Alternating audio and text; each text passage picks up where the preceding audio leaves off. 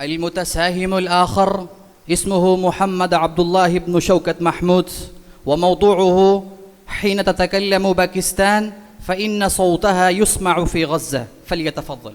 الحمد لله رب العالمين، والصلاة والسلام على سيدنا محمد نبي الرحمة وعلى آله وصحبه أجمعين.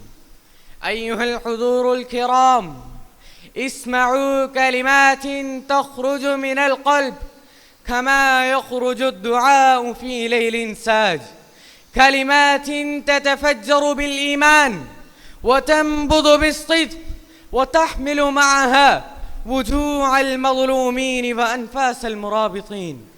في زمن التطبيع والصمت والمساومات تبقى غزة تقاتل وتدافع كأنها قلب الأمة النابض وعزها الذي لا يقهر.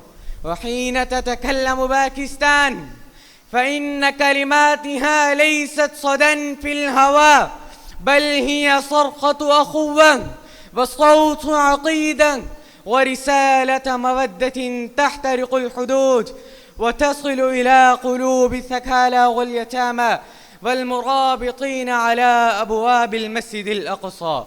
كما قال الشاعر: وإن ضاع حقوقنا يوما في أرض السكوت فصوت الأحرار يبقى في الأرض نورا للعداة. يسمع صوت باكستان في غزة، في جدران المخيمات، في نبض الجراح، وفي خطوات الأطفال حفاة الأقدام يحملون كتاب القرآن وحجر الحرية. وباكستان بشعبها المستيقظ تعلم أن غزة ليست بعيدة، فهي قضيتنا جميعا، وكل طفل فيها هو أخ لأبنائنا، وكل جرح هو جرح في صدورنا، وكل دعوة هي واجب في أعناقنا. وكما قال الشاعر أيضا: غزة لك في قلوبنا منزلة، وفي أدعيتنا أنت حاضرة لا تغيب.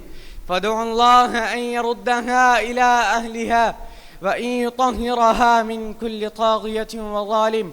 والسلام عليكم ورحمة الله وبركاته.